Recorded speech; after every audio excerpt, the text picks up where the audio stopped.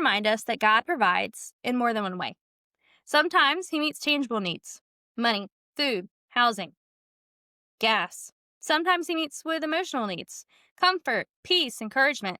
Sometimes he meets spiritual needs. He reminds us of his presence when we feel alone. And here's the beautiful part: his provision always points us back to his character. He doesn't provide because we've earned it. He doesn't provide because we have the perfect plan. He doesn't provide because we deserve it. He provides because he is a provider. It's who he is.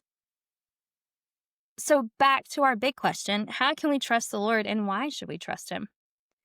We trust him because he's faithful, because he's consistent, because he's shown up over and over and over again in history and in our own stories.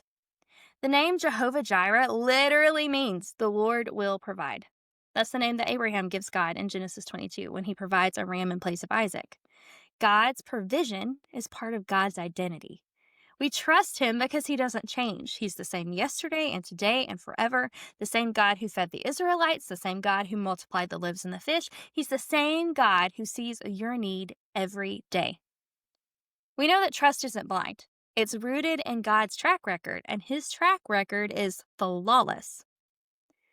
So we know that I'm all about practicality, and how can we live this out?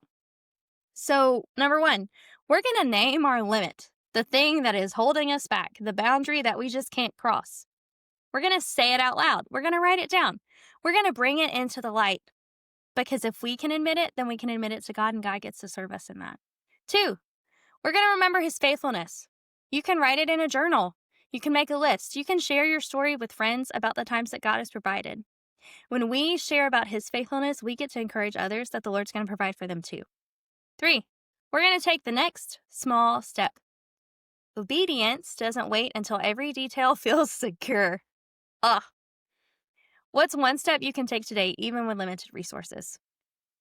And then four, we're going to rest. We're going to trust that the boundary lines are good.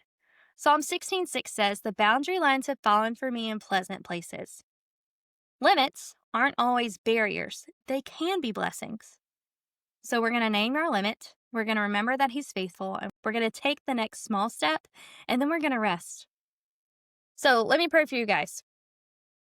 Hey, God, thank you for this day. Thank you for your sovereignty and your faithfulness. Thank you for your provision in our lives. We know that you're going to provide, even if it's not what we want it to look like. But you're going to show up, and you're going to show out, and we're going to get to tell of your faithfulness. So remind us that you are faithful and you do provide. And let us be willing to accept that provision that you give to us, because sometimes we want it to look a certain way, and you're providing it in a better way. So go with us, go before us this week, and let us accept your provision, and let us encourage others with your faithfulness. In Jesus' name.